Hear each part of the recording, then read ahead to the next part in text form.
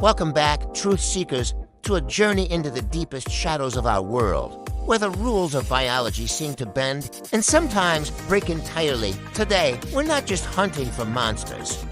We're investigating creatures whose very existence defies everything we know about science.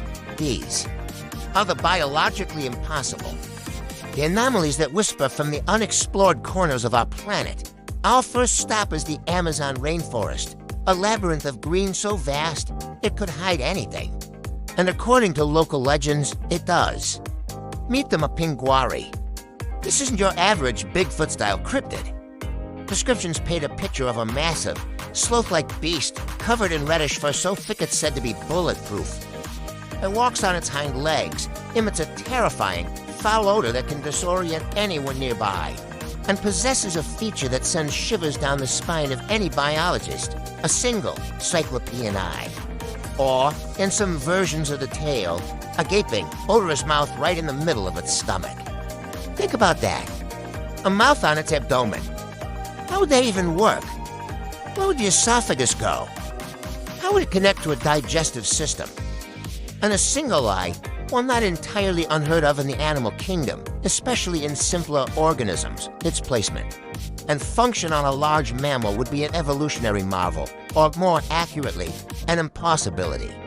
Some cryptozoologists have tried to rationalize the mapinguari as a surviving giant ground sloth, a creature thought to be extinct for thousands of years, but the stomach mouth, the single eye?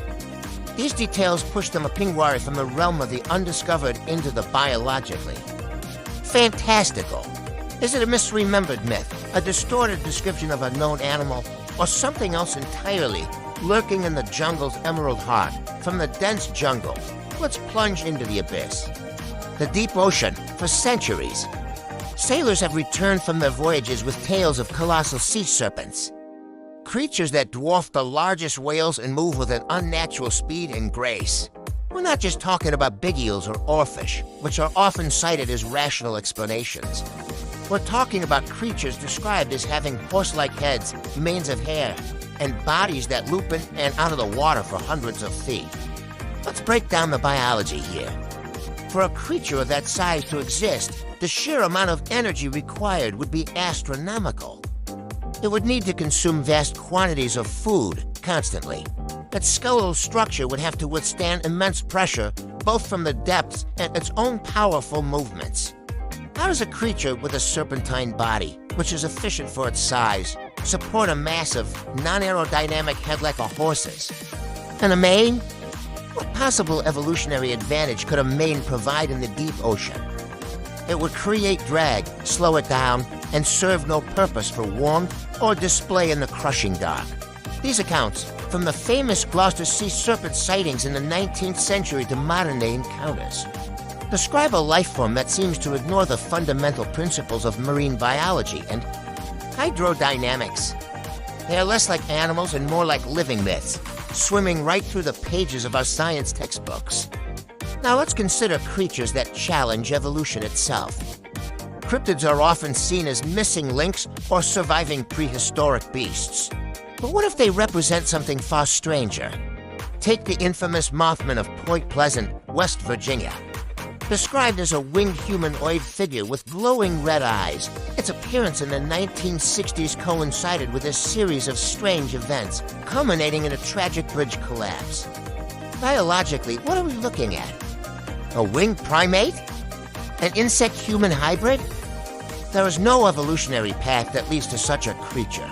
Wings capable of lifting a human-sized body would need to be enormous, with a correspondingly massive chest and muscle structure, completely altering the humanoid form. And those glowing red eyes? That suggests bioluminescence or retroreflection, but in a way that seems designed more for terrifying witnesses than for any practical biological purpose. This is a recurring theme with the biologically impossible. They don't fit into our evolutionary tree. They're not just undiscovered species. They're species that, by all accounts, shouldn't exist. Consider the Jersey Devil, a creature said to have the head of a goat, the wings of a bat, hooves, and a forked tail. It's a chimera, a jumble of different animals that could not naturally rise through evolution. It's a collage of fears and symbols, given life through legend. So where do these legends come from? Why do we imagine creatures that so flagrantly violate the laws of nature? The answer might lie in our own psychology. These impossible beings often serve as powerful symbols. The mapingwari, with its stomach mouth, could represent the insatiable, consuming nature of the jungle itself. The sea serpent embodies the terrifying, untamable power of the ocean, a force that ancient sailors faced every day. And creatures like Mothman become omens, physical manifestations of our collective anxiety and fear of disaster. These aren't just stories to scare children. They are echoes of our deepest relationship with the natural world. A world that, for all our scientific progress, remains profoundly mysterious.